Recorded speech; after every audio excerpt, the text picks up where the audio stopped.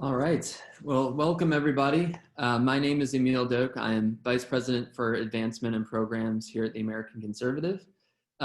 Real quick, I want to kick things over to Pastor Heinrich Arnold of the Bruderhof, who will give a few opening remarks and an opening prayer for our event today. Well, good morning, and thank you, Emile, and thank you to the American Conservative and the American Principles Project for convening this important gathering this morning. And thank you to the impressive and diverse group of panelists for sharing your time today and your thoughts, ideas, and wisdom. And of course, thank you to everybody who's participating from your homes, offices, living rooms, dens, maybe even out while enjoying some late fall recreation or activity with your kids. Well, if that's the case, probably better to hang up and get to what's important, that's kids and family. So we're here today to speak about the most important conservation effort of our time. That is to rescue, strengthen, and preserve the family as the healthy and thriving garden bed of society and humanity. You know, and it really is that. It's the bedrock of life and humanity. Everything begins with family, and it's the basis of community. Family is indeed on top of the endangered species list. I think we all agree with that. There's so many distractions and disruptions in our lives and culture that are not healthy and wholesome for children and for family. And so it is time to start changing and thinking about our policy towards strengthening rather than dismantling family. This truth is really for everybody, no matter our faith, as illustrated by this quote from Confucius, who, as we know, lived 500 years before Christ. He said this, he said, "To put the world in order, we must first put the nation in order. In order to put the nation in order, we must first put the family in order. To put the family in order, we must first set our hearts right." So that's a good theme for today. It's great wisdom from Confucius, as always. And for me, representing the Bruderhof, it's a privilege and an honor to engage in this conversation, to have the opportunity to witness to the importance of family as God created it. That is the living cell, the most basic unit of the cycle of life. And God intended family not only for creating life, but for sustaining life, nurturing it, for providing, protecting, for teaching, for disciplining, for healing, for celebrating, that one's important, for grieving, and for passing it on from one generation to the next. And according to God's design, marriage, a man and a woman faithful and love to each other, are at the core of family, and children are the intended fruit. Their formation and education are the most important vocation of family. Now, of course, family is not just about children, and I know there's many ideas of what family is, but no matter, a wholesome family is there for the children, it's there for the extended family, to tend to the weak and the sick members, to care for elders at the end of their journey in gratitude for their work and legacy. It's there to provide hospitality to strangers, to welcome guests. It's there to participate in building communities and neighborhoods. And a healthy family really brings out the best in everybody. Well, you know, my family's not perfect, and maybe yours isn't, but we can work together to build better and stronger family. As individuals, as families, as communities, and as a nation, we can encourage each other, and we can teach our children the importance of family, of faith and obedience to God.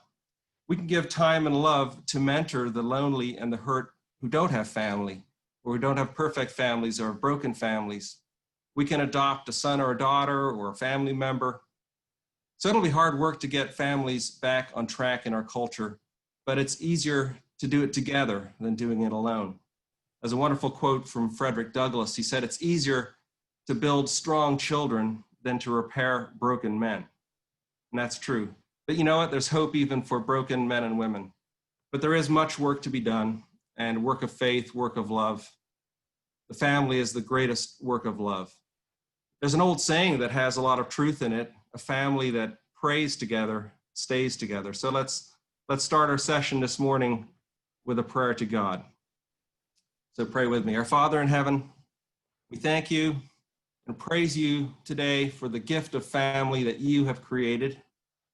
Help us in our endeavor today to strengthen and encourage family, the most basic and complete unit of unconditional love, of strength and support in our culture and nation, in the whole world. And Father, forgive us where we have strayed as a people and not really appreciating and supporting family and supporting mothers and fathers and children and the security of family and home. And give us wisdom and give wisdom to our leaders and our educators to make sound policy and decisions that are best for our children, for families, for education, for formation. Good laws that enable families to flourish, to thrive, and to live in safe and happy homes and communities. We ask you to be with the many children who suffer from the lack of this blessing, and help us, Lord, to help others, to go the extra mile, to make families smile again. We pray this in Jesus' name, amen. So thank you, Emile, back to you, and let's get this show on the road.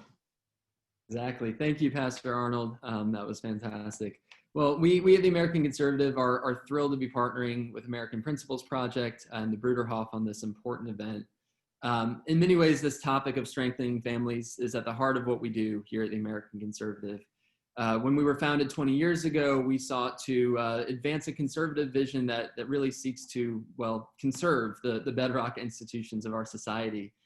In those nearly 20 years since, I think it's hard to argue that the strength of these bedrock institutions, the family chief among them, has really improved. We know that healthy marriages and families are vital to a healthy society, but divorce rates remain alarmingly high, and in the face of daunting economic challenges of raising family, many young people, many people in my generation, are either delaying marriage or forgoing it altogether. None of this is a recipe for a functioning and flourishing society. The longstanding rhetoric among our politicians about being pro-family, while welcome, hasn't delivered. And we think that now it's time for conservatives and really all who care about our bedrock institutions to think anew about the family. The past 30 years, a conscious decision was made to prioritize financialization, cronyism, and globalization over social cohesion and broad prosperity at home. And if we conservatives really believe that the family is the foundation of a healthy civilization, I think it's time that we protect that institution from external forces unleashed not by creativity, but by deliberate policy choices promoted by elites on Wall Street and in our nation's capital. So this is what we'll be discussing today. We have two excellent panels lined up for you. And I'm pleased to introduce our first panel to first tackle why pro-family policy is needed now. We have with us today Rod Dreher. He's a senior editor here at the American Conservative and the author of the recently released Live Not by Lies, which is now a New York Times bestseller. Congratulations, Rod. We also have Ed Lawson, who is president of Family and Community Engagement Services. Sohrab Ahmari is the op-ed editor of the New York Post. Brad Wilcox is the director of the National Marriage Project and senior fellow at the Institute for Family Studies. And our moderator, Marshall Kosloff, is director of outreach and media at the Lincoln Network and co-host of the excellent Realignment podcast. So Marshall, I will kick things over to you. Yes, thank you, Emile. So this is going to run till roughly 11:55, so I will kick into things.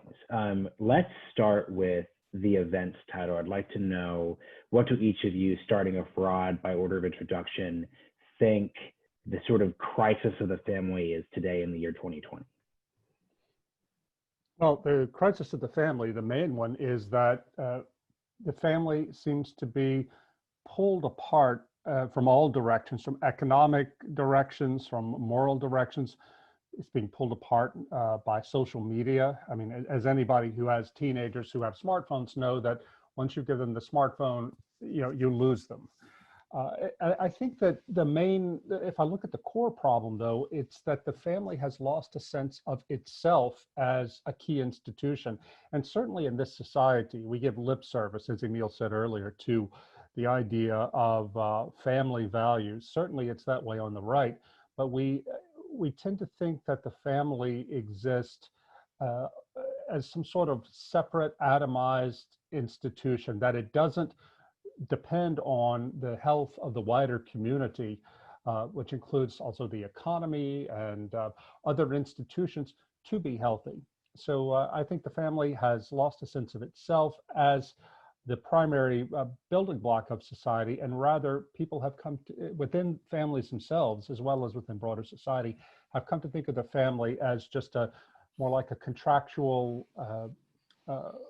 grouping of individuals who are together in terms of exchange, and there's nothing transcendent that unites them and obliges them to stand for each other. This is the model that American society in general gives to families, and we shouldn't be surprised that families are falling apart if this expressive individualism is the basic anthropology of our society.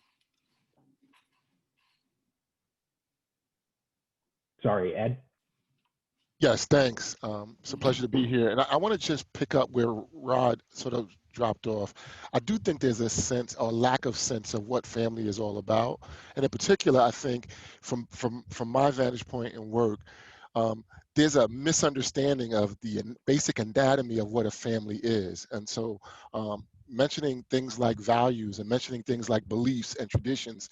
And at the top, the pastor spoke of sort of this honoring of elders or respecting of elders. Some things that we know are core to family and the greatness of family, we have somehow lost. And so one of the things that I think about when I think deeply about this work is, how do we get back to common values, common language about what makes families great, what makes families work. And so when we think about that, we think about things like values and traditions and this safe space for unconditional support, the ability to openly communicate and effectively communicate, to face issues head on. And then what we talk about is being really intentional and focused on some families just are not equipped to do that. And so we need to be really intentional and purposeful in providing those sorts of resources and equipping parents and families so that they can deal with the issues and getting families back on track. I personally have been involved deeply in the responsible fatherhood space, working with the U.S. Department of Health and Human Services. Back in the second Bush's administration, the federal government has spent close to $150 million per year since 2006, I believe, in healthy marriage and responsible fatherhood programming. That programming, some of the core elements of it is to focus on educating and preparing and increasing resources to families that provide them with those sort of core values. Encouraging, people don't get married because maybe it's not sort of promoted as something that we should do. So part of those dollars that the federal government has allocated speak to that. I had the pleasure of serving as the community outreach coordinator for the National Responsible Fatherhood Clearinghouse. And part of my role was to go and speak to the hearts of men and women and children about this whole notion of what family is. And so for me, I do believe family is a core issue, and some of the things that we need to be successful have been missing. And I'll just add a quote that I think is familiar to my work. It's an African proverb that says, if it takes a whole village to raise a child. And the reason why I say that is because most times that quote is misquoted. We just say it takes a village to raise a child. But the notion of putting whole in it makes it more concrete and more encompassing. Sohrab? Well, am I on mute? No. I just want to thank APP and the American Conservative and the Bruderhof for convening this, and I'm just honored to join this distinguished group, many of them personal friends. To talk about the crisis of the family, I would highlight two things. One of them really is what Rod mentioned as well. I mean, in fact, he used the words that I was going to use, an incorrect philosophical anthropology that sees us as, that sees all of our relationships as open to contract and consent, as negotiable.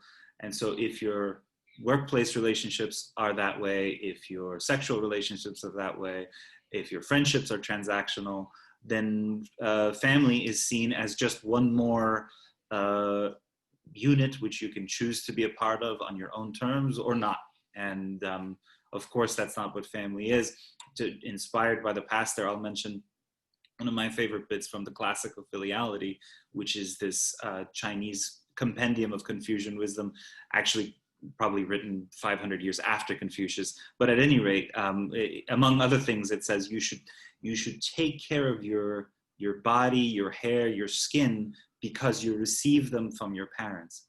And that really, to me, highlights how family filiality is an embodied thing. My relationship with my mother, with my father, with my wife, my children, is not the same as other relationships. There's this embodied dimension to it where I wouldn't have the features that I have, the body that I have, the face, the voice, but for my parents. And that imposes duties of obligation and support that don't exist with some other relationships. And just recognizing that is become a kind of radical notion in our time because of liberal ideology and its sense of everything being contractual. The other thing that I would just briefly mention, which is more practical, and Professor Wilcox has a lot more to say about this stuff and in a lot more detail. So I'll just speak about it from a personal point of view, which is if we're concerned about low rates of family formation and low fertility rates and so forth, I have come to believe that there is a material component to that. Conservatives often say, go encourage family formation, fair enough, and that's as a level of rhetoric, that's good and sound. But there's this uncertainty built into the material structure of American life that I think we need to address. It's this example that I cite all the time, but I just cannot get over it. And it's been one of those wake-up moments for me as a conservative, from being a typical free market conservative to a much different kind of conservative. And it has to do with my own son. I have two children. My younger one got sick a year ago with something called the human metapneumovirus, which is a common childhood illness, but it can be scary. We took him to the emergency room. My wife and I both have like the gold-plated insurance. Or platinum, or whatever you want to call it. And yet, just a hospital stay of one night's monitoring, the bill came out to something like $20,000, for which we were responsible for $3,000. Now, I can do an extra speech, I can write an extra essay, whatever, to pay for that. But I just try to imagine what that's like down the economic ladder when you're looking at working class, middle class families. How do they deal with the insurance that says, you have to pay $3,000 for your son to be treated for a routine childhood illness? And in that sense, America is uniquely awful, I have to say, compared to developed countries where there's just a little bit more certainty in life, where if your kid gets sick, you're not faced with ridiculous bills. And the sense that you always have to go to war with an insurance company to just pay for basic things. So in that sense, I've become a lot more of a sympathetic. I wish I could have, but for our polarized times, I think I could have conversations with progressives on these issues, because we need a material structure that gives a little bit more certainty so people can take the risks and the sacrifices that are entailed in those embodied relationships of family and kin that we want to, all conservatives, all people of goodwill, do want to support. Thank you. And take us out, Professor Wilcox. Thanks, Marshall, for hosting us this morning. I think what we've kind of seen over the last half century in American life is a perfect storm. And this is a storm that's been driven by cultural currents, by policy currents, and by economic currents that have all kind of acted to undercut the strength and stability of American family life. But beneath this sort of general retreat that we've seen in terms of marriage and fertility, because we're now actually, I think, at the lowest rates of fertility that we've ever seen in the country, and that'll be getting even worse this year and next year. My colleagues predict also the same basic story for marriage rates as well in the US.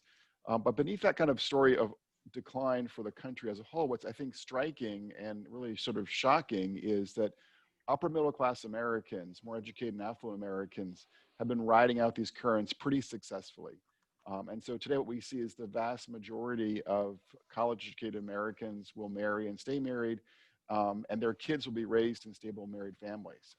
So that's in some ways the good news. Of course, the bad news is that poor and working class Americans have been left out of the sort of minor renaissance we've seen in marriage since 1980. And so kind of going forward, we need to think about cultural measures, economic measures, and policy measures to make marriage and stable family life more accessible to poor and working class Americans. So I'm thinking concretely in terms of family policy of things like addressing the marriage penalty. Sohrab was just talking about healthcare. Well, it turns out that for many working class families, if they've got access to Medicaid, what it often means is that, you know, they have to kind of choose either marriage or Medicaid. Because if they marry and then present their total income, they'll lose access to healthcare. I talked to a couple here in Virginia just recently, and they've got two beautiful kids, and they're not married right now because if they were to marry, they'd lose access to Medicaid. So it's an example of sort of how the policy environment has pushed marriage out of reach for many working class couples. On the cultural side, what we see in many public schools and public universities is, you know, an unwillingness to kind of speak the truth about actually the science regarding family life and kids. And so, you know, many of our teens and young adults are getting kind of a false message or really no message from our public institutions, you know, about sort of the cultural benefits of stable marriage for them and for any kids that they might have down the road. And then of course, economically, we've seen that the shifts in the economy towards a sort of a service and information economy have been accompanied by declining stability for men who don't have college degrees, and in terms of their work, and a continuing slide in the share of prime-aged men who are in the labor force. And that, of course, has a hugely negative impact on their ability to get and to stay married. So again, I think we have to think about both today and going forward about how we can kind of think from a policy perspective, you know, in terms of strengthening the culture, strengthening public policy, and strengthening the economy so that we don't undercut the stability and accessibility of marriage for working class and poor Americans. Thanks. So I'll to pick up on a couple of threads in the conversation, and I'll leave this open to whoever's interested in addressing this first. There's a bit of a contradiction that Sohrab and Professor Wilcox sort of hit at, in that, for example, if we're looking at the upper middle class of America, in many ways, they are living out the sort of economic and cultural side of these issues without sort of espousing the values-based part of it. You know, and that is a problem in America that's increasingly bifurcating along class and educational lines. But on top of that too, it seems to me, and some of you may have seen the work of like Matt Yglesias in his recent book talking about 1 billion Americans, sort of different policies that could support families. It doesn't seem to me that the right is as interested at a deeply grassroots and basically normal politician level in those sort of policies. While on the left, you know, side of things, like obviously there isn't as much of a cultural impetus for this. There is at least, you know, irrespective of whether or not the policies are good, I think if you look at the ledger of who has a more quote unquote pro-family agenda as was laid out today, you would say that left is doing a better job. So how do we think about this dynamic? Yeah, it's a great point, Marshall. I mean, I think that the challenge today is that when it comes to sort of real policies for real people, the Democratic Party is really trying to do a lot more for ordinary families, from childcare to the child tax credit or child allowance, you know, and these issues have basically been ignored by the Republican Party.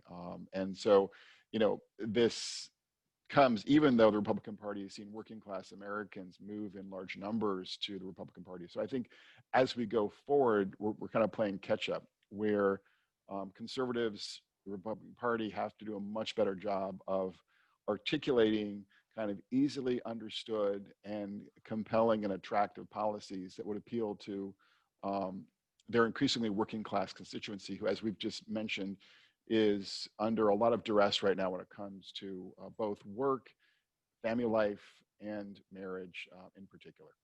Well, you know, my TAC colleague the other day, Jordan Bloom, tweeted out a chart showing how people in the upper classes, middle classes, and working classes, how they suffered through the various recessions we've had in the past couple of decades.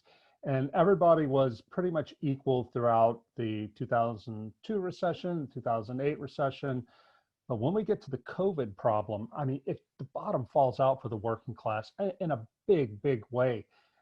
Jordan's the message he put on top of that chart was the Republican Party had better go populist or go home. And I think that this is an issue that has been building for a while. We've talked about it on the right with some people more on the fringes of conservative policy making. But now with COVID, we're seeing the people who are Republican voters, most Republican voters are the ones suffering the most economically. I don't know what else it's going to take for the Republican Party, if it wants to have a future, to wake up and realize that this is not, we're not living in the 1980s anymore. Yeah, please go on. No, please. No, I just wanted to jump in. I think it's really interesting. So is it a cause or is it an effect? In other words, when we're looking at things like poverty, like low educational attainment, like financial instability or lack of job readiness, are those things the cause for the issue? Or if we address those issues, maybe it can impact in a positive way, the concept of marriage? Because as has already been discussed by Professor Wilcox and others, that usually if you get to that space where you can be in university or college and there's a greater opportunity or chance that you might be able to get or become married, and those concepts are more free-flowing. Unfortunately, sometimes getting there is the issue. So for me, and again, someone used the term practical, as a practical matter, what would be interesting, and again, those programs that I mentioned to you that the government is currently funding and others, seems to be focused on getting and moving in that direction. Because if you can't get to the space where you can maybe start even to contemplate some of these notions, you can't even, it doesn't become a part of your lexicon or psyche, right? And so I'm going to throw in another old legacy of The Art of War by Sun Tzu, and I'm paraphrasing a part of what he says. He says, if you know yourself and you know your enemy, you'll be victorious in 1,000 battles. I think my point there is to suggest that part of what we need to understand is what does it take to get to marriage promotion or family promotion, to have those ideologies or ideas be a part of the norm. We currently don't live in a world where those things are promoted, are considered valuable. We live in a reality TV world where things like reality TV stars suggest that are important become important. So for me, I do like this notion of being practical and being more intentional and focused. And while I won't use the terms right or left, what I would say is I think we need to be more specific and intentional about what we're doing. If we want to promote family, if that's an ideology, an idea that is important to us, because we know the benefits of family, people live longer, especially men. If we know that, then what are we doing to actually make that a reality? I'm more of a backwards design type person, where if that's the goal, if marriage and family formation and the stability that marriage brings and the financial security, everything does better if marriage is a part of the calculus, then what should we be doing to do that? And so that's where I sort of want to join, or maybe bring out this piece of the conversation. That means that we need to help and we need to engage in activity that gets people moving along the line to become more encouraged about family. Thanks. I wonder if it's possible ever to come up with a policy program and a series of financial incentives that will encourage people or will compel people who are really skeptical about marriage and childbearing to actually do it. Because I don't think that there's any way that you can ever write down on paper the idea that this is how you will benefit financially from marriage. I mean, it's all true. We know this from social science that it's true. But I think people get married and they have kids primarily because it's what we do. You come out of a culture that forms you to believe that this is what one does. One doesn't really choose to do it, although of course we all do choose. But there's so much social pressure, cultural pressure to make these choices, to overcome your fear of commitment, your fear of how having kids are going to take away your freedom to go out on the town at night, et cetera, et cetera. We all do these things because we were raised in, primarily, I think, because we were raised in a culture that expected this of us. Our culture no longer expects that of us. We are a culture where choice is supreme. So while I do think that we have to have policy changes and economic structuring the economy to make it easier for people to choose to have families, to get married and have kids, I really wonder if it's possible ever to make that shift effectively if we don't have a concomitant cultural shift. I mean, what do you think, Professor Wilcox?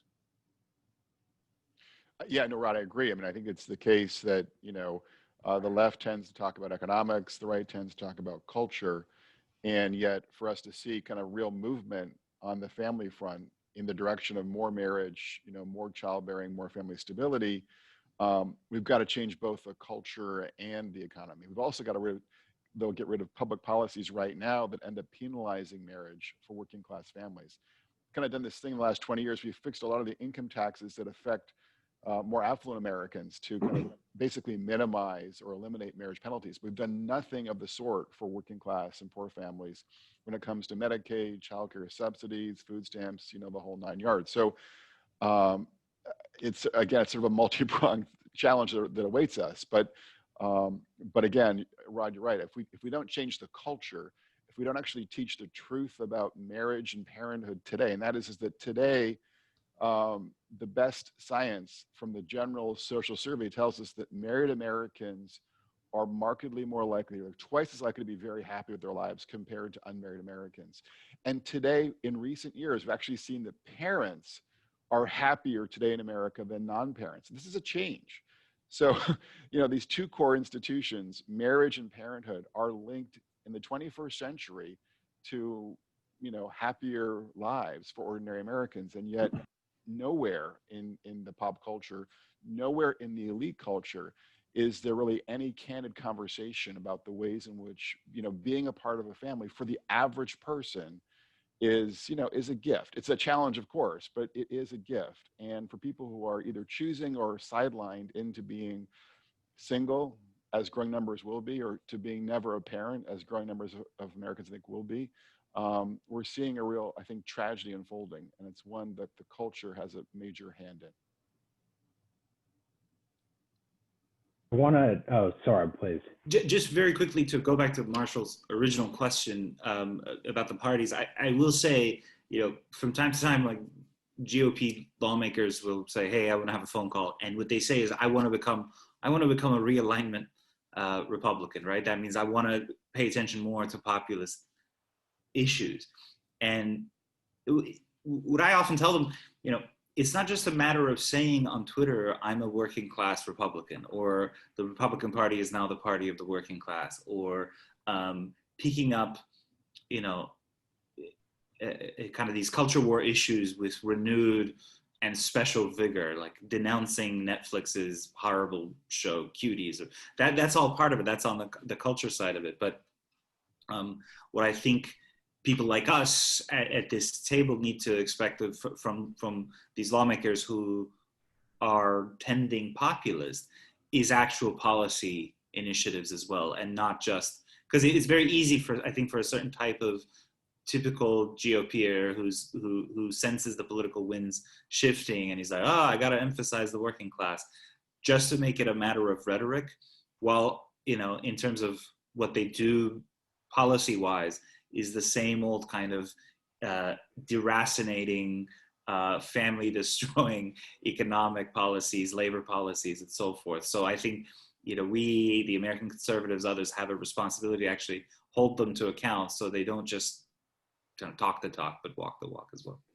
I actually want to pick up that point, Sohrab, with Rod's earlier point about the COVID connection, because I think what's frustrating about this conversation is that this was arranged before COVID, obviously, but as we're sort of looking into what a 2021 will look like, especially if let's just say the election polls continue to trend the way they're going, it seems to me that there won't be as much of a populist energy, right? We're going to sort of see a return to 2009, where if there's a Biden presidency, the energy won't be about competing to sort of help the working class. The energy will be a combination of owning the libs with Joe Biden, with like economic libertarianism, you know, the sort of deficit hawkery that is the exact opposite of the conversation around sort of paid family leave or these other sort of wonky policy topics like the child tax credit. So how do you all think this conversation fits into the clear narrative shift that people are frankly telegraphing pretty clearly? And especially when you add to Sohrab's point that you can very easily say, I'm the working class Republican, but like, let's talk about the deficit in the next sentence. So if I may just jump in on this, I do worry about that. I worry about a certain type of Republican ideologue saying, aha, Trump lost. This just goes to show your populist or pro-worker crackpottery was bound to be electorally unpopular. Look what it's led us. We've lost the White House. And the answer to that is, that has to be combated. And the answer to it is very simple, that Trump got elected because a substantial chunk, this is a realization we all have to come to terms with, just as we did with the Iraq War. At some point, it became silly to say that the Iraq War was still a good idea, because it was just obvious that it wasn't, it was just terribly conceived and executed.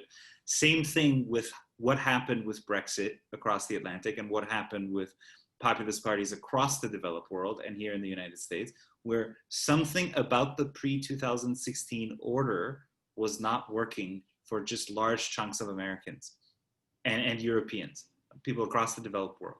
And so to say we should just roll back to that pre-consensus period, well, that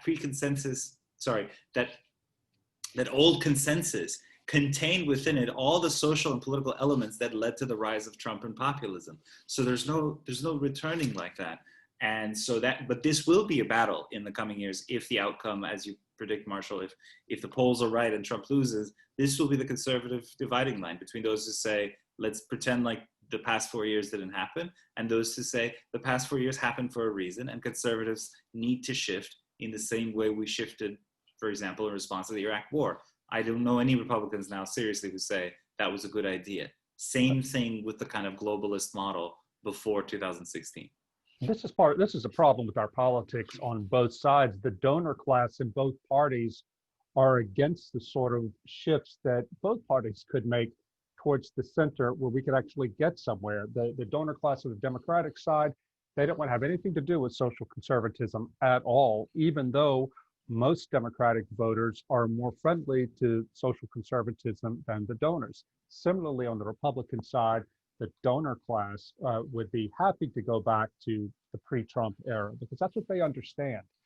If they do that, though, on the right, I think they're just going to be signing their own death warrants, because that stuff is dead. But where's the financial incentive on the donor side for the Republicans to make this change? I think that they're not going to be able to win elections if they go back to the Mitt Romney Republican establishment program.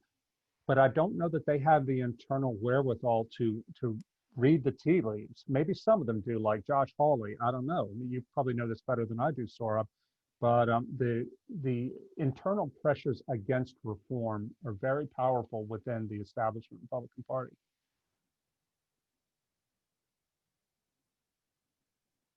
So I'm agreed on all counts here. I want to actually pick up something provocative that was in the event description. It's sort of undergird a lot of this conversation, which is, I think the literal quote was, if social conservatism is to have a future, it needs to embrace a whole life conception beyond sort of like the pro-life, in terms of the abortion issue idea. So I'm curious what you all think about that idea, which is that if the first question would sort of be like, what do you think social conservatism's future is, irrespective of these sort of debates? And then two, if social conservatism is to have a strong future, does it require embracing this longer sort of whole of life conception? Because when I heard that phrasing, it just reminded me of what, often a lot of liberals would simply sort of say, which is the liberal critique of conservatives only care about, a child's life until it's actually born, and then it's sort of off to the libertarian, minds or whatever. So what do y'all think about those two dynamics? I think that's it's an important point. And as we've been talking about today, I mean, we have to understand that, the sort of ordinary working class family, the ordinary poor family has really suffered through Republican and Democratic administrations, through Republican and Democratic Congresses, from one year after another. And so if we want to kind of take a turn here for the better, I think we have to talk not just about some particular cultural questions and issues, but also to sort of figure out, how do we get more working class men stably employed? If we can't do that, we can say goodbye to marriage in working class America. We can say goodbye to, higher fertility rates in working class America and the country more generally. And we can say goodbye to, a lot of other important kinds of concerns that many of us across the aisles would share. So I think the point is that unless we can kind of address these fundamental economic problems facing us, particularly around work and less educated men who don't have college degrees, we're going to be in big trouble for a very long time. And so unless Republicans have something constructive to bring to that conversation, and, to really kind of address these work-related questions and issues, we're going to be unable to make an important contribution, both practically and politically, on all of these questions. Well, I'm moved by something that Peter Morin, one of the founders with Dorothy Day of the Catholic Worker Movement, said. He said that a good society is one that makes it easier for people within it to be good. And in that sense, I think that a conservative idea, a socially conservative idea of social justice would be to help create a society in which it is easier for people to choose to do the right thing in terms of marriage and family. And I think that we need to see and hear the emergence of new voices on the right to reframe social conservatism and around issues of social justice framed that way, where the family, we're making the family, creating conditions for the family to thrive and marriage to thrive is considered a justice issue. And I think that as long as Republicans and conservatives stay on the old 1980s idea of the rugged individual and free markets, those are that's the telos of our movement, then we're going to fail, because that's just not where we are as a society now. There's little connection to real life conditions. And I think it's possible. I think social conservatism is going to be a losing proposition in the future. I say that as a social conservative. My conservatism is mostly social. But if we look at the millennials and Gen Z, they are less religious, they are less conservative on social issues. But we have to be able to, as social conservatives, to work with them, work with the world as it is, not as the world as we wish it were. So as we're nearing our last sort of section here, and I'll start with Ed on this. Obviously, and I'm happy people are sort of bringing the idea of the future, because that's really, when we're talking about the family, we're sort of talking about the future. How often, in American society as a whole, how optimistic are you, firstly, that we could address these sort of family-related issues, but secondly, for sort of the country as a whole, because obviously these debates are tied up in hyperpolarization, they're tied up in sort of politics sort of becoming everything, so you can't have a conversation. And so I'm glad you brought up cuties with Netflix, because you couldn't even have a conversation about cuties without that becoming about QAnon. So you really just see this sort of environment which is just entirely hostile to just frank conversation. So can you all just sort of speak to like your either optimism or pessimism, both on these issues and American society as a whole, starting with Ed? Yeah, I'm optimistic. I remain optimistic. I think we have a great country. We have great people. And I think everyone tends toward getting it right. I like to just align with Rod's point about just reframing this conversation. I think words have power. And if we can get sort of on the same page with what we're talking about, I think we can reach the end. Rod mentioned something to the effect of social justice. When I think of that, I think of a scripture actually, Micah 6:8, and the question is, it goes out, what does the Lord require of thee? But to do justly, love mercy, and to walk humbly. One of the things that weighs heavy in the work that I do is that notion of justly as juxtaposed to justice. So the reason why I'm optimistic is because I believe that there are well-meaning people that want to get this right, that want to see everyone be successful, or to live out their full potential, and to as a creature of God, to have sort of a thriving life, and not just to be surviving. So one of the things that I would, again, I keep going back to it, is I think that this reframing and understanding of what social conservatism is, what is the objective? What are we trying to ultimately achieve? If we're trying to achieve something, I think it's a logic model design process where you have to first understand the issue or the problem that you're trying to solve, and then work to try to solve it. And so looking at sort of best practices that get us there. And so I think that's why I keep harping in this conversation around the intentional and purposeful nature of achieving our goals. So if social conservatism is the mark, what is it going to take for us to get there? We understand the benefits, et cetera, of marriage.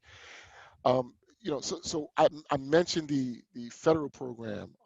Some of the things that were in that program are things like marriage education, healthy relationship and education about the importance and the benefits of marriage, divorce reduction, marriaging mentoring. These are all things that were funded by this particular initiative, but these are things that can be sort of adopted by other folks, well-meaning folks that want to see this get done. And I'll conclude with this. There's another proverb that suggests, if you want to go fast, go alone. If you want to go far, go together. I think collaboration, continuity, building on existing effective programming, and understanding the root causes of issues is how you're going to get to this. And the last thing I will say is that you have to have what I call continuous quality improvement, where you're looking at policy once set and programs once implemented, and you're looking at the continuous nature of improving them, not waiting until after a 6 or 3 or 2-year period.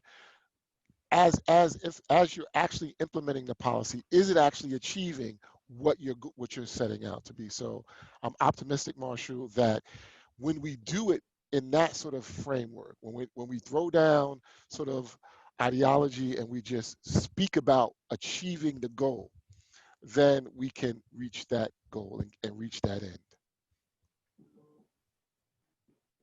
Great. So yeah, so we got 5 minutes left. So I'd like everyone else's sort of answers on just sort of optimism or pessimism on this debate. We could start with Rod.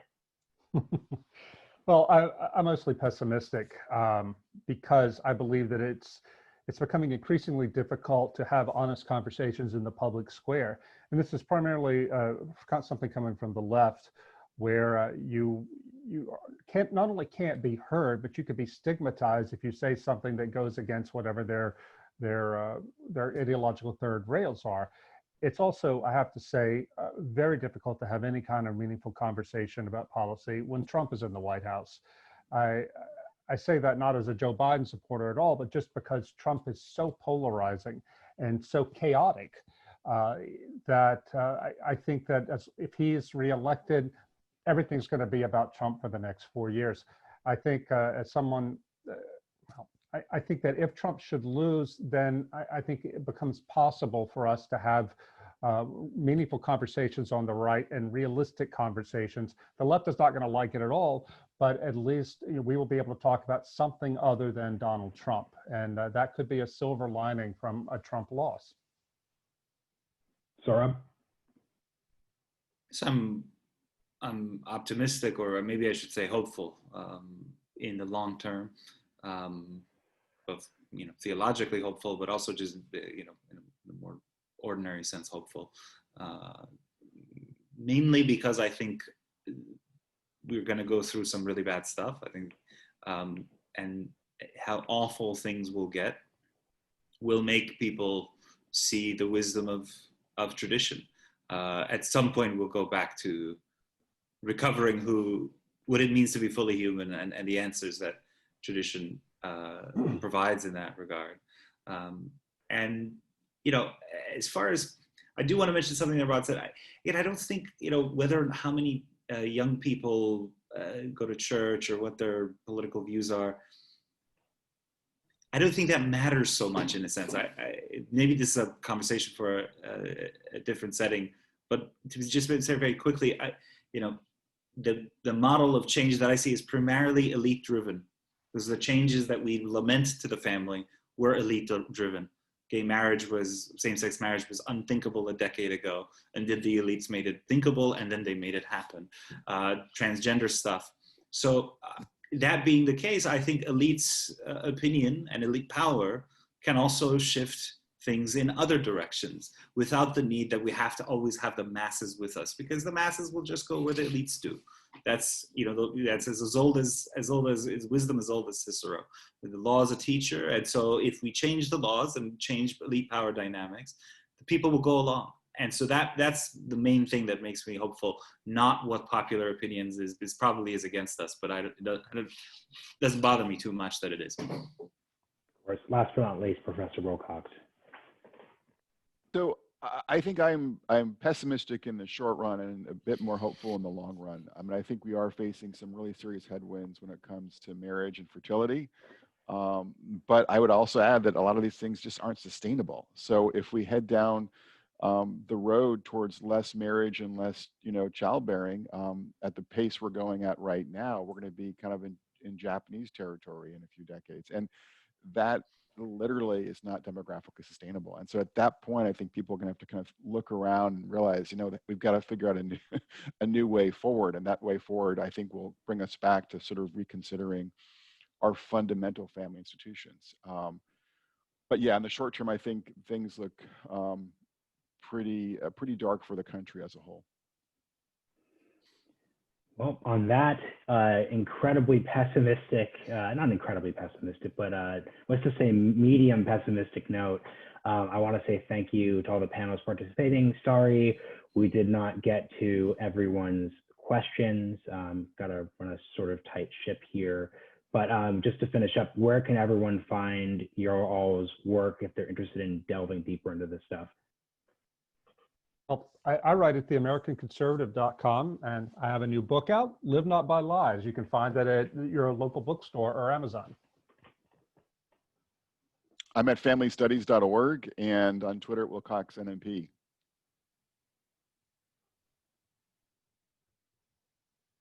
I think we lost you, Ed. I'm at newyorkfaces.com. I'm a professor at SUNY New Paltz, and we'll be conducting a symposium coming this fall.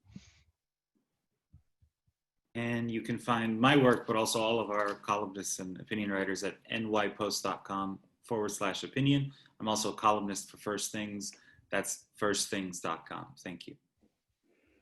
Great. So yeah, thank you for attending, everyone. I'll hand the reins over to Emile, who will introduce and take us into the next panel of this really great event. Thanks, Marshall. Thank you. Thank you so much. Thank you, Marshall. Appreciate the opportunity. Thank you, Marshall, and thank you to all of our panelists. That was a fascinating discussion. I really think that question of culture versus policy is at the heart of this question. We've all heard that age-old adage that that politics is downstream from culture. I think that, you know, that there's obviously truth to that, but there's a little bit more of a symbiotic relationship than I think many on the right have been willing to concede. And you know, the law as a teacher, it enshrines the cultural mores of its society, but it also serves to reinforce those. In our next panel, we're going to hope to examine a lot of the ways that law can strengthen our families and can strengthen this most bedrock institution of our society.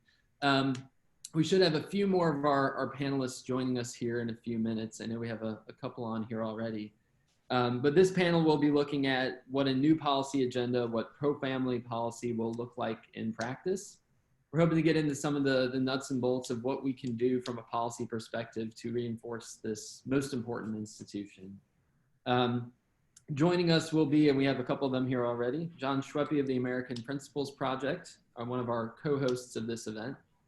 We also have Sam Hammond of the Niskanen Center, who's done a lot of great work on this.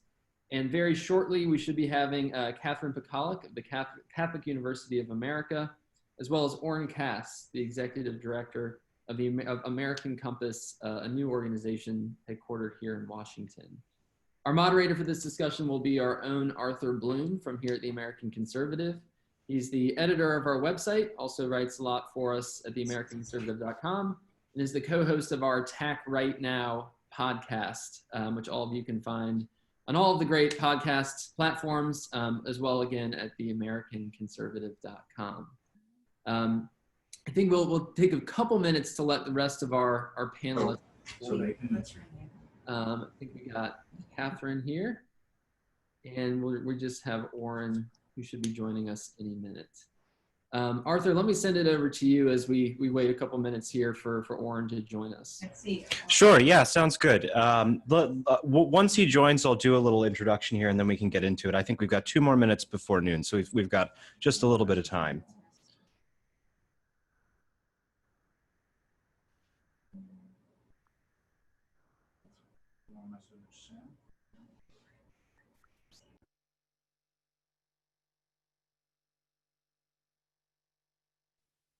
And there's Oren, so I think we're about good to go. Yeah, so I'm really looking forward to getting into it with you all today. This is a really distinguished panel here, and I value all of your insights and what you've said about this issue. But I think maybe to start, because a lot of the people watching probably have kind of different levels of knowledge about what's kind of going on. And so to start, I mean, I guess the transitioning from the previous panel to this one, the previous panel sort of painted a very dire picture about what the state of the family is. And I think it's fair to say most of the proposals we've seen on offer from Republicans, especially so far, have been maybe not equal to the dire situation that's been just described for us. And so we'd like to talk about that. And then also, I mean, the other thing that's kind of looming in the background here is that the left is offering a lot of things, and a lot of them don't lead to the sort of family outcomes that a lot of us would like. For instance, universal childcare, which is it's going to lead to a situation where there's, parents are spending less time with their children.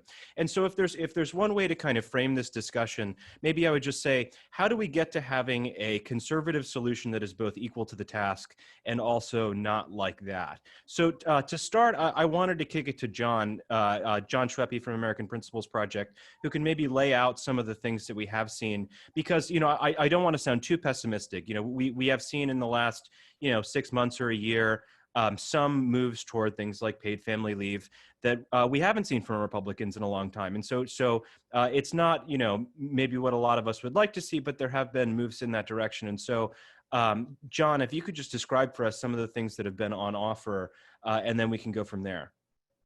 Well, thank you, Arthur, and thanks to the American Conservative and to the Bruderhof for partnering on this. Great to be here talking about this important issue. So, I would say that when it comes to policy, look, we have a long way to go to getting a Republican Party that really promotes pro-family economic policy, but we are starting to see some encouraging signs, some innovators in the Senate especially, who are starting to think a little bit outside the box. Arthur mentioned this, but paid family leave has been a big shift over the last year or two. We initially saw proposals from Senator Rubio and Senator Lee that provided a couple $1,000 to couples that were having children as a way to kind of help them get through those economic hard times with having children. There's a new proposal that I particularly like, APP likes a lot. It was introduced by Senator Bill Cassidy and Senator Kirsten Sinema. And it's basically a baby bonus paid family leave proposal. But what it would do is you'd be able to advance $5,000 from the child tax credit and get that immediately upon having a child, and then pay it back over 10 years via a reduced child tax credit. So, there's proposals like that are good to start, I think. I wouldn't necessarily say if you have a kind of range of proposals between, the Cassidy-Sinema paid family leave bill, which is budget neutral, and say Gladden-Papin's family pay program, which would be a pretty large commitment from a spending perspective, I don't think the Republicans have reached anywhere close to there yet. But I do think, we're seeing even more stuff. I think this year with COVID especially, we saw a willingness among Republicans to do, for example, direct payments to families with the CARES Act. I think that was an important shift in terms of mindset. And obviously those payments were incredibly popular. It's kind of a shame we're not getting them before the election. But so I think there's a lot to talk about going forward. We still have a lot to do because there is this kind of, as Oren would say, market fundamentalist dominant ideology within the Republican Party that I think we have to fight against, or at least to kind of convince that there's an interest in promoting family formation in the same way we promote capital formation. But there is a encouraging shift, and so maybe I'm an optimist, but I think the years to come are going to be pretty exciting. Now, but before we kind of evaluate some of these things that are on offer, I wanted to go to Sam a little bit to talk about some of the politics of this. Now, you've been very closely involved with some of these proposals that have, been put forward in the last year or so, or a couple of years. You were involved in the expansion of the child tax credit. And then also you've written in favor of some of these plans that would, allow parents to use some of their Social Security money and front load it for paid family leave.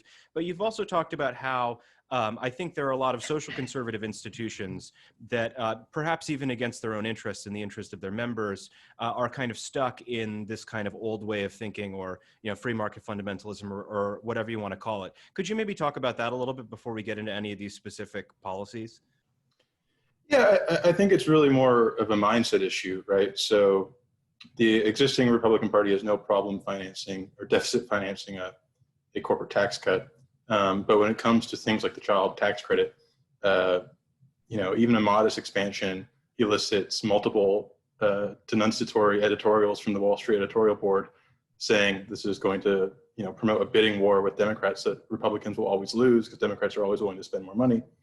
But if you think about it that way, you would never see the Wall Street Journal publish an editorial saying, don't cut capital gains because Democrats will just cut it more, right? Because that's one of their priorities. So there's a sense in which there is, fair weather kind of pro-family conservatives who talk about, family benefits like the child tax credit. But when they think about it in terms of a bidding war that they're going to lose, Republicans should want Democrats to try to start a bidding war on pro-family policy if pro-family policy is an actual goal, right? And a good illustration of this goes back to a year or two ago. I wrote a piece for National Review on Hungary's suite of pro-family reforms, and that got me an invite to a embassy event with Hungary's family policy secretary or minister, Katalin Novak, and she gave this wonderful speech about all the very intensive family benefits and sort of trying to build an entire ecosystem of pro-family policy in Hungary to boost their fertility rate. And it was followed up by a panel with a kind of who's of social conservatives, including Tony Perkins from the FRC.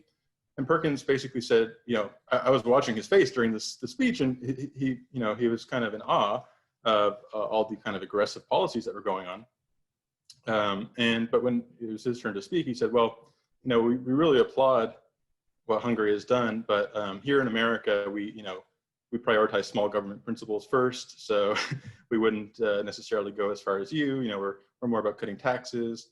And it was just a kind of it brought home to me the extent to which social conservative interests or pro-family interests more broadly within the conservative movement are kind of subordinated to this higher level anti-government ideology. And that's going to be a problem going forward, right? So like, if we're going to have a solid conservative majority in the Supreme Court going forward, where are social conservatives? You can no longer dangle out the Amy Coney Barrett nomination as sort of the thing that wins you the social conservative vote. You're going to have to start acting on actual legislative policy. And that's going to require a total mindset shift. That's great, and I'd like to get into that. The whole question of what social conservatives do now that it looks like they at least are going to think that they have a majority on the Supreme Court. But first, I wanted to go to you, Professor Pokalik, about what do you make of some of these proposals that have been on offer recently? Do they go far enough?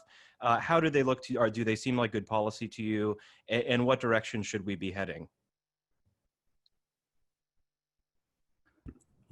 Unmute. Thank you so much. That's a great question. So I guess I want to start by contextualizing the question a little bit from my perspective. The difficulty I have with some of the policy proposals, I mean, Pappin's, for instance, and you know, in fact, I wouldn't hesitate to get behind a number of them, a number of the ones that my panelists have suggested. I mean, I'm a huge fan of expanding the child tax credit, and I don't disagree at all with the idea that kind of old guard Republicans have not done us any kind of favors in this respect and have kind of, you know, I wouldn't say they've changed the subject, but they've got the wrong subject, and they've had the wrong subject for some time. But the thing that I wonder if we don't need to keep on the table when we do this conversation is sort of this old asymmetry that it is much easier to discourage virtue, to in some sense tear down healthy institutions than it is to build healthy institutions, right? So virtue is harder to encourage and to form than vice is to kind of encourage. So that's an asymmetry, right? So we, you know, so we see this in you know, economic analysis of a lot of past policies that, I mean, just for instance, I mean, here's a great example. I was just looking at this new paper on car seats, right? On car seats as contraception. Did this old, you know, now your kid has to be like 15 and they're still in a car seat, right? In most states. And, so some economists have discovered that, you know, it looks like that's lost us at least 150,000 third children. People on the margin probably wanted that third kid, but maybe now it costs you an extra car to have your third kid.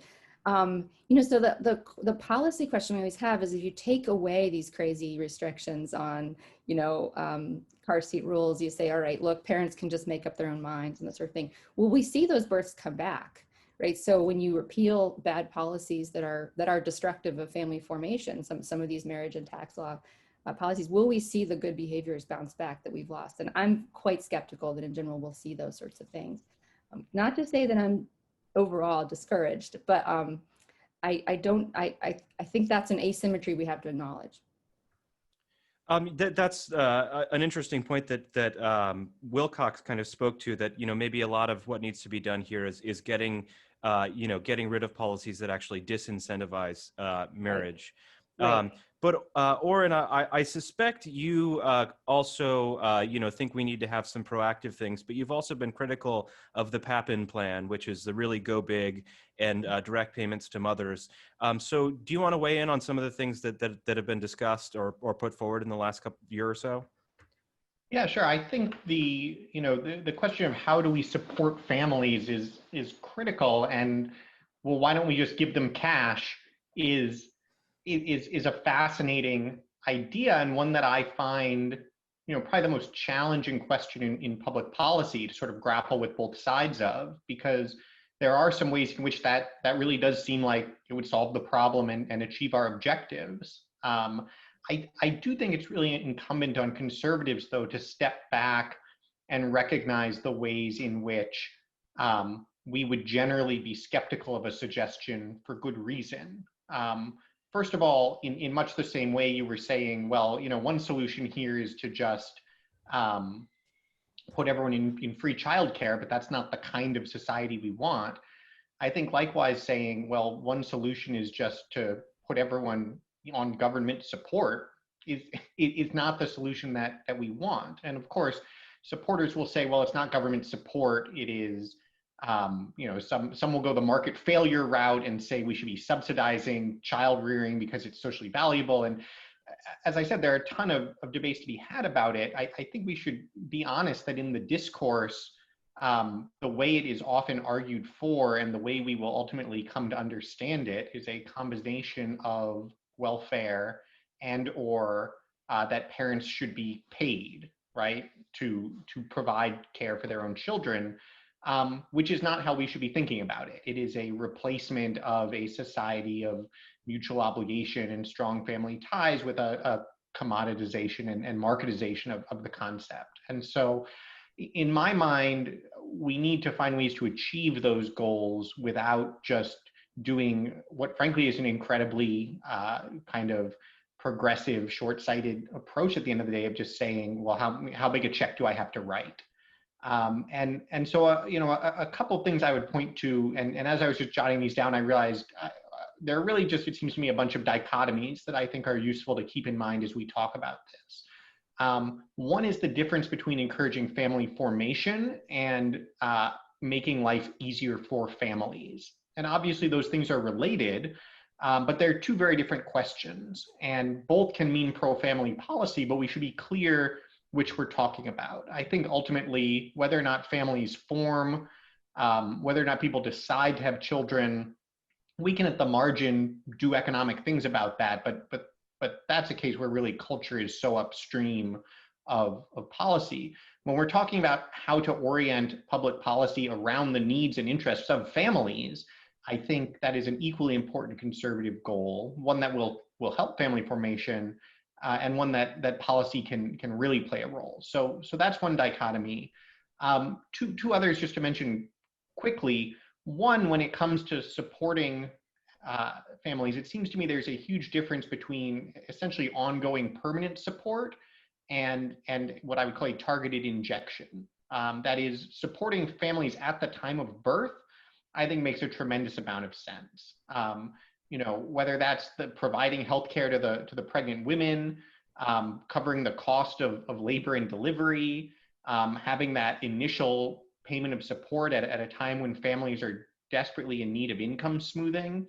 I think you can do that without shifting to essentially a basic income that says just the money will continue flowing, and get a lot of the most important benefits without some of the costs. So I think thinking in those terms is really valuable. And then finally, I think it's really useful to think about the difference between essentially helping families earn more and making life cost less, because we need to do both. We need to generate sort of the kind of economic growth and labor market that is going to allow a single earner to support a family, and that is going to provide particularly economic opportunities for second earners that are compatible with entering and leaving the workforce.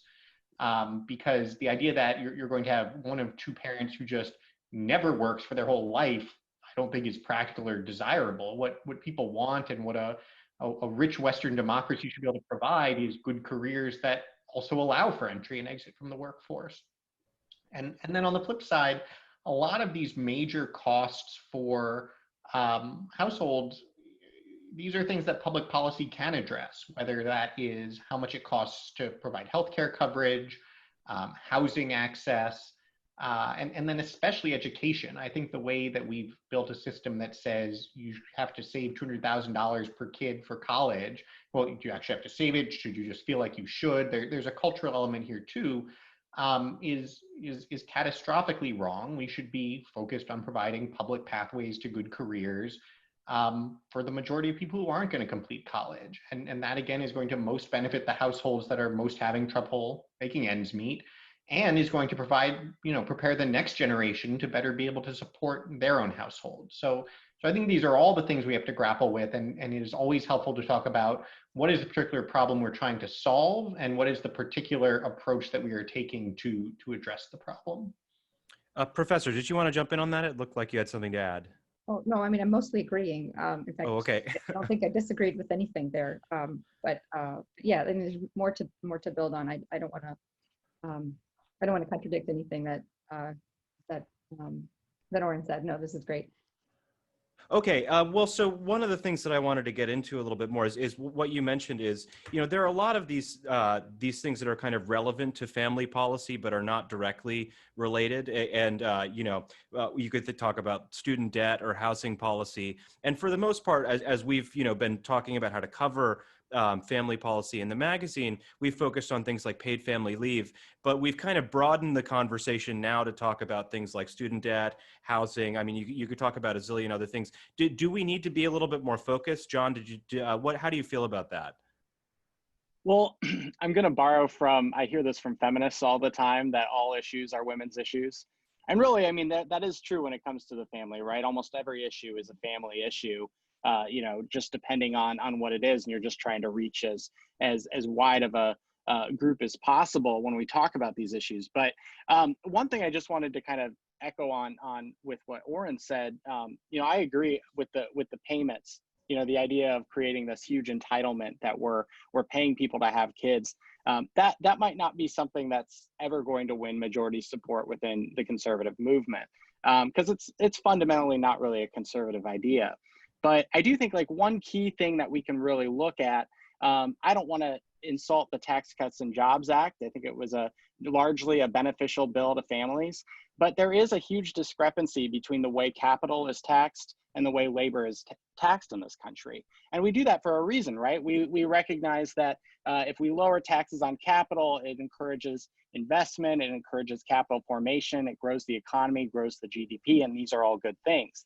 But I think one of the things that is really important to recognize is that families do pay a disproportionate amount of taxes in this country compared to you know, wealthy elites, for example, as a percentage, as a matter of utility. And so I think it's really important that we think about like, okay, well, why do we say that taxing capital less is a good thing? It's so that capital can grow and expand. Well, if we're taxing families at a ridiculously high rate, they're going to have a hard time growing and expanding. So that's just, I think reforming the tax code and really lessening the burden on families and kind of widening that tax base is one way we can do this. It's a conservative way to do it, and it's not the idea of an entitlement where you're mailing checks. So I wanted to go to you next, Sam. I was reading one of the things you'd written about, I think it was Rubio's paid family leave proposal, and why you talk about how, you know, the way we think about Social Security is it's something for old people, but that's not how it's treated in most countries. And you actually saw it as a bonus or as a good thing that people that were younger would be able to avail themselves of it. Could you talk about that a little bit more, and actually, you know, how social insurance doesn't necessarily have to be for old people, and that, you know, something like, you know, family leave is just what this sort of social insurance program is for? I think the piece you're referring to it was in honor of the paid leave proposal that Rubio and Wagner put together. And in their press release for that proposal, I thought it was stunning because they quoted FDR, where FDR said that family stability and family security was the greatest economic security issue of our time. And I think that was true in the 1930s, and it's still true today. So, you know, social insurance broadly, like, why do we have Social Security at all? Well, you know, back in agrarian times, you know, you would have kids because they would help on the farm. And then if you invest in your kids and your kids are happy and healthy, when you retire, your kids take care of you. That system is totally obviously broken down with like the modern economy. Now instead we have you know, Social Security that provides sort of baseline retirement benefits. But we don't have the same, we haven't done anything symmetrically for kids. Kids are no longer sort of providing a kind of you know, labor value through home production. Instead, they are almost a pure investment good. And really, it does come down to this sort of cash flow issue that families face. You have, you know, two parents can both work. A kid can't work. You know, maybe the libertarian or the answer is to repeal child labor laws, but I think we're well past that point. And when it comes to this discussion of entitlement stuff, you know, I feel like this is part of the linguistic barriers that we have to move past, right? So, you know, there's 20 industrial countries that all have family or child allowances. The U.S. is actually an exception to this rule because the child tax credit, when it was first enacted, was done as a tax credit and therefore framed as tax relief rather than income supplementation for families. And so we end up having this sort of dual system where if you're low income, maybe you're on TANF temporarily, or you're getting vouchers for a baby formula or diapers. But then if you're a middle class or upper middle class family, you just get a simple tax credit. And one of the things I propose is if a conservative was serious about this, would to not only push or endorse a child allowance, but to pay for it partially by, you know, ending the TANF block grant as we know it, to truly end welfare as we know it, scale back the kind of rent-seeking subsidies we give to, the WIC program, for example, which probably does a lot of good, but it's also, it's also lobbied for by the dairy industry because, of course, they love the subsidies for milk.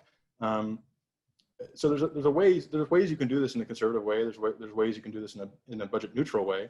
I would just go back to my original point that if we talk about priorities, the conservative movement, quote unquote, didn't make paying for the Tax Cuts and Jobs Act a high priority. Yet when it comes to child benefits, they have to be totally budget neutral. And I think that suggests, that's not a bad thing. We shouldn't give up on those principles altogether, but it does indicate where our priorities lie. Now that said, there are a set of things that we could do that are sort of compatible with more classical conservative notions. There's a new paper from Daniel Shog showing that fertility and land use restrictions are tightly correlated. The more strict the housing market regulations are, the less likely you are to have kids. And that's because, it's really hard as a millennial to raise a family in DC where I am. And there's an interesting sort of way you can make this an urbanist project. But I also think we should go a step further and not just take it as purely deregulatory, right? So Trump is railing against fair housing rules. We conservatives should, instead of just being opposed to those things, should put forward their own alternatives, right? So we have inclusive zoning. Inclusive zoning requires apartments to be built with a certain number of affordable units. Why don't we agitate for zoning reforms that not just expand the number of units, but also, require inclusive family zoning to make cities, more palatable for families by requiring, a certain number of units be reserved for people with kids, or by incentivizing the inclusion of nurseries and childcare centers within the apartment building itself. So there's a set of ways we could be more creative. I just feel like focusing only on tax cuts is refusing is a failure of imagination, essentially. Well, I don't want to be so rigid and just call on everybody. So if anybody wants to weigh in, feel free to do so. Does anyone want to jump in? Sure, I will jump in. So after those kind comments, I want to say that a thing that I think the Republican Party and social conservatives have become increasingly guilty of is a thing that kind of puzzles me. It's a thing that we ought to be far better at than we are, which is sort of, there's two things to be done, right? One thing to be done is some of what I think you're talking about, which is kind of doing better at creative, like, if you will, utilitarian analysis of like how policies hit individuals and families. And that's sort of, that's how what you're talking about basically strikes me. It's not a bad thing. I think we ought to do more of it. We should sort of like be better at that sort of calculus, if you will. But for me, going back to my comment about it's easy to discourage, it's not easy to encourage the building of institutions.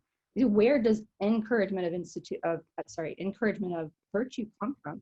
And it comes from these sort of things we used to call as social conservatives mediating institutions. So it comes from really, sort of beyond the immediate family, the extended family, but really from schools and from churches. These are the primary mediating institutions, so churches and schools.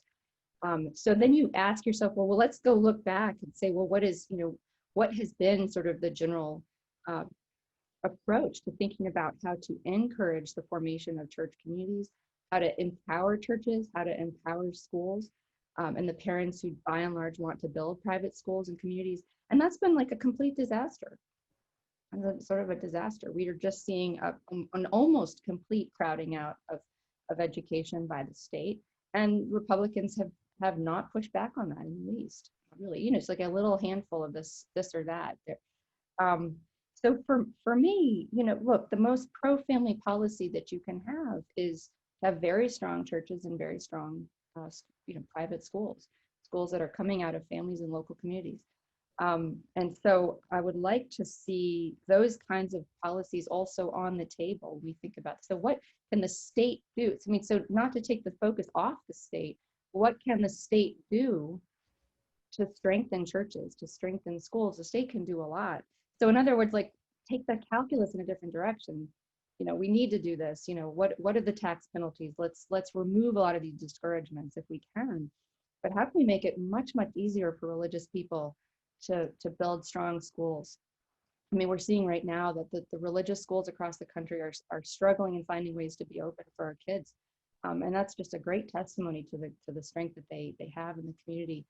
So, but this puzzles me. This ought to be our strength. And the social conservatives thinking about local communities and their strength and enabling them, empowering them, that ought to be our strength. So I've been a little bit puzzled that this isn't a main theme of this realignment that we're talking about. Do you think COVID offers a chance to kind of rethink or reset on some of those things? I do. I do, certainly on the schools issue. I mean, I think on the church community side, I mean, these are overlapping very much with questions of religious liberty that I'm certainly not an expert on, but and certainly those have come to the forefront during COVID as well. But and on the schools issue, absolutely. There's so many sort of points of leverage that we have to start broadening and thinking about. I mean, gosh, if every kid is in their own home, I mean, you do need to think a lot harder about dollars following the kid and things like that. There are many different things on the table. I mean, are these pods any different from private schools? I mean, they're really not any different from private schools. So I do, although, I wouldn't want to call, an epidemic any sort of like positive opportunity. Yeah. Oren, do you have any thoughts about not letting this crisis go to waste, to paraphrase Rahm Emanuel? I mean, I think it's obviously kind of shaking up people's understanding of a lot of things. And that's something I always try to underscore, is that I think there's less value in kind of trying to score political points or take advantage of the crisis, and a lot more in pointing out things that it has exposed that have been true for a long time. And so, certainly one thing that we're seeing, and folks learned very quickly, was, gosh, yeah, when you build your entire society on a model of two parents working full time, you're sort of taking for granted that someone else is going to have the kids, and that that among other things, we know that's not actually what most people want, and so I think that has certainly been laid bare. But then I really agree with the point that Catherine made about schools, and frankly, what we're seeing, I think, is a catastrophic failure of the public schools. There's certainly an element of this where it's kind of bad behavior by the teachers unions and complacency by district leaders. Ultimately, though, I think zooming out and saying, how is it that we found a way to open bars but not public schools is exactly the right question. What we are seeing is a real rot at the core of the priorities that we have in this society, and a failure to put the well-being of kids first, and thinking about the kind of viability and integrity of the family alongside that. And I think an awful lot of parents are noticing. I mean, that's, certainly, speaking for myself, I'm incredibly fortunate to have a ton of flexibility in how and when and where I do my work. And yet for me, it has been incredibly eye-opening to see how weak a lot of the institutions I took for granted in our society have been in the face of this. I think if I were someone, wherever I was on the income spectrum, who faced a lot more other constraints, it would be just smacking me in the face every day. And so I think that's exactly the right opportunity. I do worry, I think Catherine is right that in the short term, the response here is to say, well, actually there are other institutions that, that are proving they can do this, and they should obviously be rewarded and lifted up. I worry about the long-term result of it being just loss of faith in our public schools, for instance, because to Catherine's point about mediating institutions, an ideal society would be one that did have strong, healthy public schools, and that was a core commitment of the local community.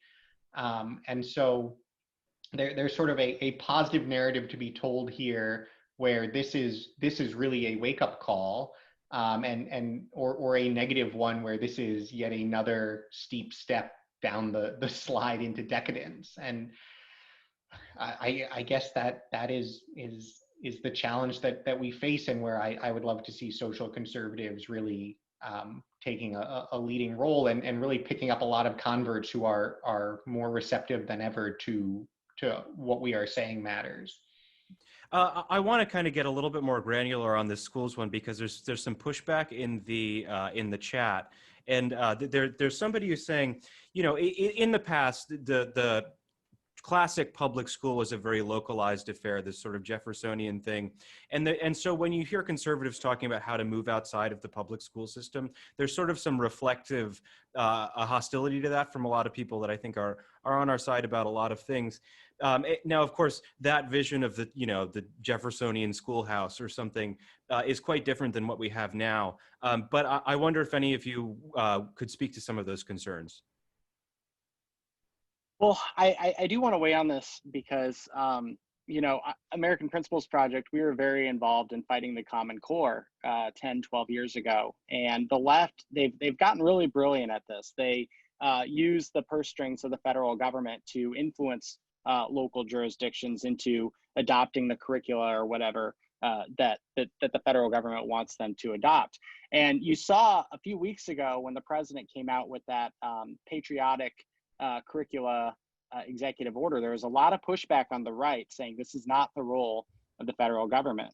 And I think it's time for us to at least start thinking differently about that. I'm not sure I'm saying all the way to let's do a conservative version of race to the top grants. But we do need to recognize that these institutions, we can't just let them sit. Progressives have gotten so good at dominating them and hollowing them out and really ruining them. And I don't think it's enough to just sit back and say, you know, let's find alternatives. I think we really need to focus on how we can actually change the institutions themselves and improve them. And so it's time to start thinking about ways we can do that. You know, obviously I like the idea of attaching taxpayer dollars to the students. That's a good school choice option to kind of compete, and maybe competition will be enough to kind of bring the public schools back. But I think we do need to start looking at federal ways we can fix the curricula problem. I want to second that. And to bring it back more to the family orientation, I think the childcare issue is a space where conservatives really need to develop a more coherent set of answers to the childcare affordability and the childcare access problems. So right now, you know, Pelosi is holding up this relief bill. One of the big things that she's demanding is a massive bailout for formal childcare centers, and that's an area where, you know, there are myriad panels held in DC every year featuring a liberal or progressive talking about the need for universal childcare, and a token conservative who's really just from the Chamber of Commerce, who understands that childcare is a complement to a kind of labor force maximalism, and that's supposed to be the sort of like pro-childcare left-right consensus.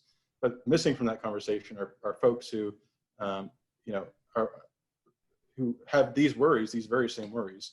And I'm informed personally in my views from the Canadian experience, being from Canada, where you know, in the 2000s there was a drive to establish universal daycare, modeled after what Quebec did, and Quebec being sort of French, you know, in the 60s it became hyper secular, and it has this universal daycare program in the province because it believed in sort of this two-income, you know, break down the traditional family structures and stuff like that. And there was a debate whether to do that nationally. Canada ended up getting the most generous child allowance in the Western world because conservatives stood up and said, no, we're not going to do a national daycare program. Instead, we're going to just give parents money and give it in the form of cash, because cash lets you afford daycare, or it lets you, you know, compensate the labor of a stay-at-home parent, or use that money flexibly to find a relative or family member or friend, or to establish these new kind of mediating institutions like cooperative babysitting organizations. And it's been super successful, and it helped the Conservative Party in Canada build this kind of working class multi-ethnic coalition. And I think it's an example for how Republicans, you know, it's an example for Republicans in sort of the post-Trump era, right? You know, I think John mentioned that the child tax credit isn't exactly part of the conservative movement, but you know, there's the difference between the movement and the coalition. And when you watch, you know, the Trump or anyone else go stump on the tax reform, the only thing they talk about is the child tax credit. And a lot of people, the only thing they remember from the 2003 tax cuts is the Bush child tax credit. So, you know, right now, this is a really big issue because just like schools, childcare centers don't want to open because their workers don't want to be exposed to COVID. And so that's leaving families in the lurch. They're having to rely more on friends and family. And this is an opportune moment to actually build up a set of alternatives to, you know, what will very likely be a aggressive universal childcare push in the next Congress. Oh, and I should add too, you know, when this childcare push comes, there's going to be all kinds of standards for what counts as high quality, right? We don't just want childcare, we want high quality childcare, and by that we mean people who studied the curriculum that you know we think is best. And this is going to open up, you know, the Common Core debate, but for, you know, baby Einstein, and make it exponentially more difficult to use your, you know, Sunday school or your church as a kind of religious daycare. And to the extent that those, you know, policies make accommodations for religious daycares and the like, you know, they'll forever be compromised, because in the exact same way that Medicaid and Medicare have compromised traditionally religious hospitals. I'd like to maybe just agree to disagree with Oren a little bit on schools. I'll say I'm agnostic as to whether I think that the public school system should be sort of a permanent part of, but I want to insist, contrary to some of the comments I think in the chat box, that the public school system as we now know it is a deeply progressive phenomenon and isn't linked to, you know, these earlier ideas of common schoolhouses, which certainly existed in this country for many years before the progressive formation of the public school system. I also want to say that, and I think parents intuit this, but schools are not places where we download information to children like they're kind of, you know, operating systems, and they're not places where the main job is to keep them from, you know, dying or killing each other, killing themselves really if you have a small child. Schools are places of belonging and mentoring and forming, and everyone intuits this. So if, I mean, in some sense, to sort of leave on the table the possibility that maybe Oren and I would agree on this, and sort of if this can be a public phenomenon, the mentoring and formation of children, who mentors and forms your children, if not you, needs to be chosen by parents particularly, cannot be chosen by third parties. So if we can make that happen at a very granular level, like so some kind of public, you know, but we have got to let parents make those sorts of choices, because that's what schooling is. But at the moment, you know, anyone who cannot afford a private school education is disenfranchised in a certain sense, you know, disabled to choose the formative models in their children's lives. So again, if we think back to kind of early America, it would not have been the case that parents would have looked at those, you know, local common schoolhouses as places where they'd be worried that their children would be exposed to sort of deeply antagonistic religious views that were antagonistic to their own religion or antagonistic to their own ways of life. And if they thought that was the case, they would have had to have moved, right? So we need to sort of keep that in mind. I mean, this is certainly true about childcare too, but we should be thinking very hard about the fact that schools are places where children come to understand themselves as belonging, where there's mentoring taking place and formation. And so from my perspective, is the reason this cannot coexist with our current public school system. I'd jump in on one more thing, Arthur. I think there's a really interesting sort of underlying question here of sort of how ambitious conservatives want to be in the approach they take. Because I agree, based on, if you were to look at the world as it is today and ask sort of incrementally what would be better tomorrow, then I think Catherine's exactly right that the dollars following the kid to the school of their parents' choice would be preferable. And I think Sam is exactly right that that some sort of child allowance would be preferable to a massive universal childcare program. I do think it's important, though, to play that out a little further in our minds. You know, I was I was perversely delighted that Sam specifically described the Canadian program as, quote, compensating the stay-at-home parent. And likewise, you know, Catherine's description of education as a sort of very kind of deeply personal choice for the family about who will form their particular children, I think has validity, but also leads to a model of kind of incredibly segmented and polarized communities that are fractured and have little in common, and to the marketization of that kind of decision making. I think to say, you know, we have a public school in this community, and it isn't in the community's democratic capacity to decide how it will treat the children during the hours of the day while they're there and what they'll teach them. Yes, it takes some control out of the individual parent's hand, but also in a deeply valuable way places it in the community's hands and has valuable formative characteristics, and also gives the community something to do.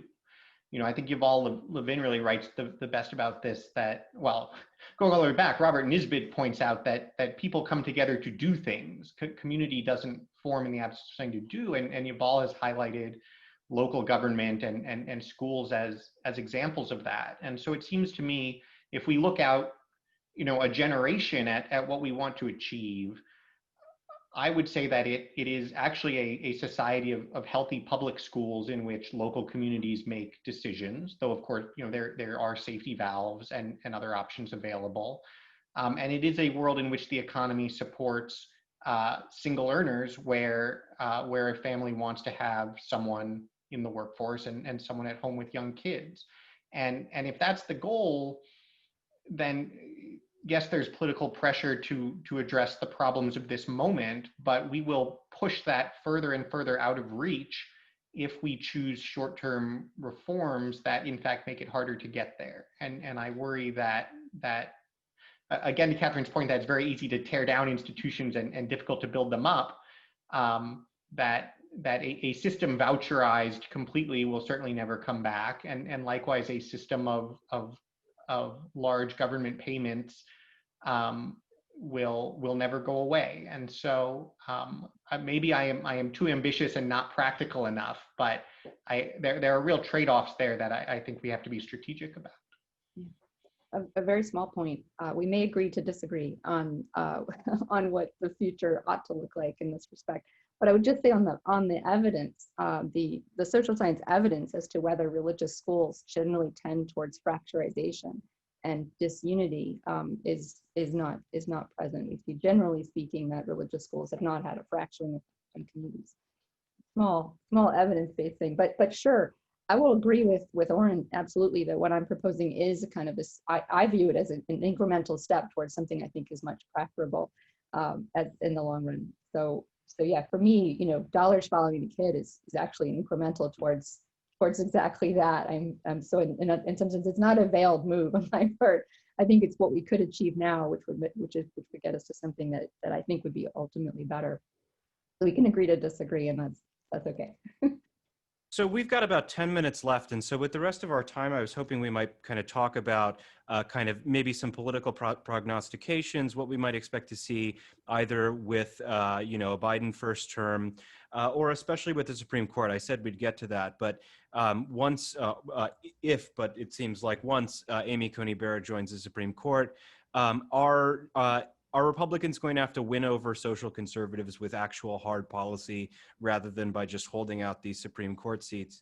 And then also, I'm curious to hear from especially Sam and John, but Oren and Catherine, you might have thoughts about this too. You know, what is your biggest frustration when you speak to legislators about these issues, when you try to push them and that sort of thing? I guess, John, let's start with you. Oh, I think you're muted. So I have to weigh whether I'm going to say it or not, but I will. My biggest frustration when I meet with legislators about these things are other groups. There's a lot of push against, we'll just take paid family leave, for example, because that's something I've lobbied on. there's real pushback even against things as seemingly innocuous as the Cassidy Cinema bill. So that's certainly one of the big challenges. But no, I think going to your other point about you know, what the Republican Party is going to have to do going forward to win votes, because we do have, you know, or at least a 5-4, but probably a 6-3 on most issues Supreme Court. Yeah, I think it's time for the legislative branch to start doing things again, and you know, challenging court precedent we don't like, specifically Roe. You know, coming up, we'll see what happens if the Democrats win the Senate and nuke the filibuster. I think that would make things a lot easier for the people in this chat who would like to see things passed in the future. But it is going, I agree with your thesis there, Arthur, that they're going to have to start doing things in Congress to kind of incentivize conservative voters to turn out. Sam, you want to jump in next? Yeah, so my colleague Steve Tellis has this excellent essay in the latest National Affairs called The Futurist Faction, where he basically is predicting that the last 20-year period of intense leadership consolidation in Congress is going to come to an end. Just the internal contradictions of, you know, AOC being in the same party as Biden, or you know, Josh Hawley and Mitt Romney and Marco Rubio being in the same party as I don't know. I don't want to offend anybody, but you know what I mean. You know, one of the things going on, you know, with the CARES Act or the HEALS Act was, you know, an immense internal division within the Republican caucus about whether to do another stimulus bill. And, you know, going forward, I think there's a generational shift underway, right? You know, the fact that you have folks like Mitt Romney or Rubio or Hawley coming out with, you know, fully refundable, flat family benefit proposals, that signifies a generational shift whereas, you know, people who were literally in Congress, you know, during the 1996 welfare reform debate, you still have that in their mind as their frame of reference. And you asked about frustrations. One of the biggest frustrations I run into is this idea that a child allowance or a child benefit is just another welfare program, right? You know, one of the points that I try to emphasize is, you know, being a flat benefit, we're trying to actually provide equal dignity to low-income families and working class families by saying we're going to all be part of a common system. If you have kids and you have modest earnings, or if you're middle class, you're all within the same program. And I think that actually bestows a lot of dignity. It also doesn't disincentivize work or anything like that. So, you know, that's by far my biggest frustration, you know, in terms of prognostication. Now, I really hope if the futurist faction thesis comes true, that we'll see more odd bedfellow coalitions, right? So in December 2019, Romney and Senator Michael Bennet put forward a child benefit proposal jointly, bipartisan. There's going to be opportunities in the next Congress, especially if they get rid of the filibuster, for, you know, these weird coalitions to form where you have, you know, Josh Hawley and Tammy Baldwin voting on the same thing. And my big hope is that the leaders of both parties let those coalitions happen, right? Because one of the biggest framing devices that I think the conservative movement should lean into is this notion of pluralism. You know, in the past, the ideology was kind of one nation melting pot. I think the issue here now is like, whose pot are we melting into, right? And there's a risk that by embracing a melting pot sort of framing, that we end up just melting in with the kind of progressive ideology that's taken over the commanding heights. Whereas if you adopt a pluralistic message, you say, well, you know, we're gonna out pluralist Democrats on things like family policy, because, you know, what Democrats are saying on family policy is as alienating to, you know, white evangelical Christian, you know, old stock Americans as it is to the recent immigrants from Latin America or Africa, right? Like the immigrants that have very traditional family values and are now being told that they have to, you know, declare their pronouns or whatever. You know, leaning into that pluralism will create opportunities for both odd bedfellow coalitions, but also odd bedfellow coalitions within the populace, where you have Christian conservatives building out their coalition with, in the same way that evangelicals and Catholics put down their arms. But we'll see coalitions forming between white Christians and non-white immigrants with more traditional family values. Professor, you want to go next?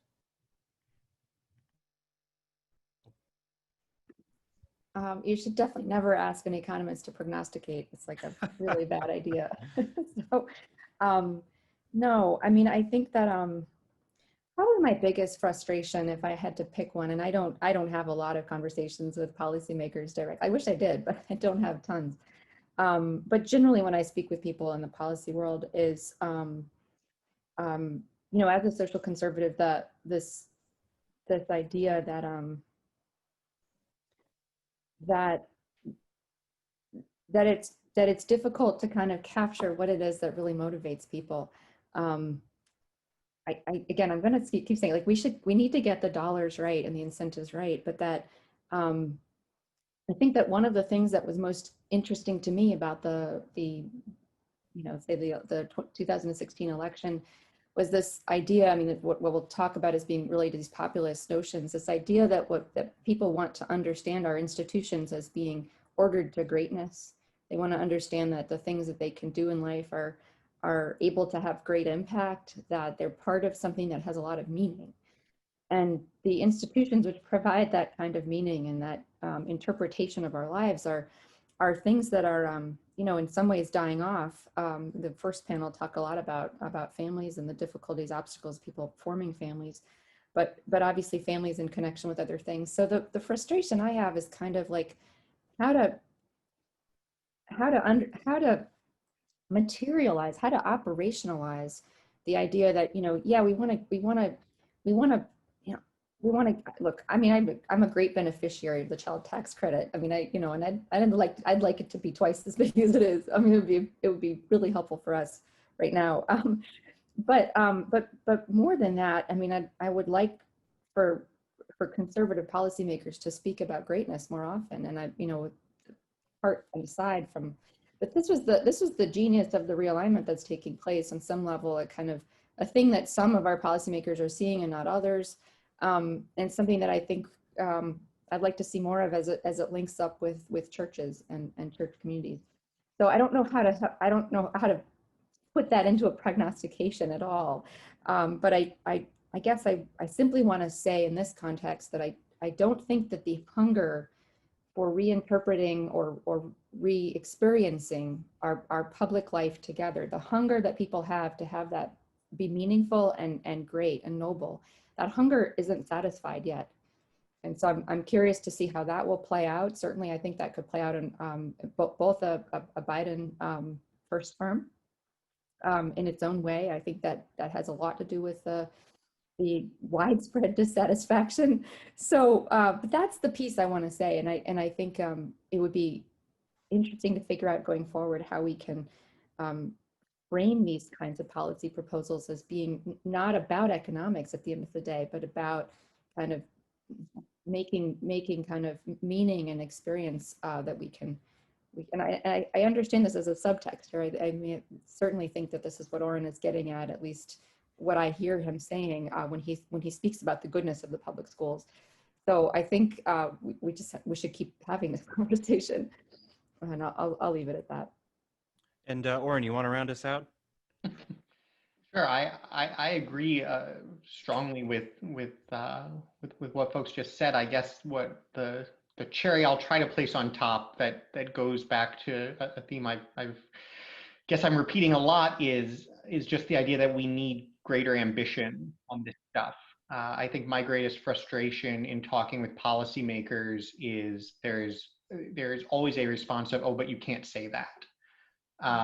And you know, I think one thing to learn from 2016 is that's not true. You can say that. That's not to say that you should. There are plenty of things that you should not say because they're wrong or they're not constructive to a healthy democracy.